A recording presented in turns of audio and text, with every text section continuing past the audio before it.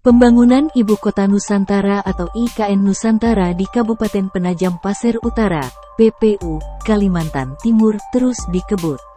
Dilansir dari Kompas.com, progres pembangunan sejumlah gedung hingga Istana Negara mulai terlihat. Termasuk penyediaan air baku seperti Bendungan Sepaku Semoy dan Intek Sepaku. Pembangunan tersebut terus dikebut lantaran dianggap penting dalam mendukung pembangunan IKN. Progres pembangunannya hingga saat ini sudah mencapai di atas 80%. Tidak hanya penyediaan air baku, pekerjaan infrastruktur lainnya juga terus dikebut. Sebab pembangunan IKN ditargetkan rampung pada 2024 mendatang. Hingga saat ini progres pembangunan telah mencapai 14%. Sebelumnya, Menteri PUPR Basuki Hadimuljono mengatakan penyediaan sumber air baku di IKN Nusantara sangat terbatas. Sehingga dikembangkan beberapa sumber air baku dengan mengidentifikasi lokasi pembangunan embung. Menurutnya, pengelolaan sumber air baku dan pengelolaan hutan harus dikelola seefektif mungkin untuk kelancaran drainase dan manajemennya.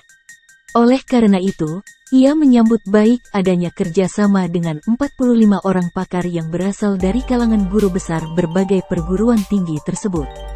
Melalui kerjasama dengan para guru besar dan ahli profesi terutama dalam pengelolaan sumber daya air, Basuki berharap banyak generasi muda yang tertarik dengan organisasi profesi pengembangan infrastruktur di Indonesia. Dia pun ingin PUPR berbagi pengalaman dengan para dosen di kampus dengan mengajak mereka terlibat dan terjun langsung di lapangan. Basuki Hadimuljono mengatakan hingga saat ini sudah 31 paket pembangunan dikerjakan oleh kontraktor, konsultan manajemen konstruksi, dan supervisi.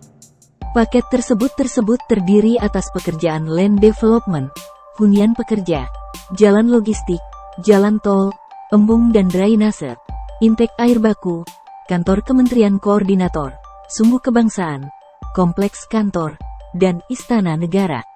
Terkait akses di IKN yang terdiri dari 16 proyek jalan dan jembatan, akan terbagi menjadi 2 wilayah, yakni di kawasan IKN dan KIPP IKN.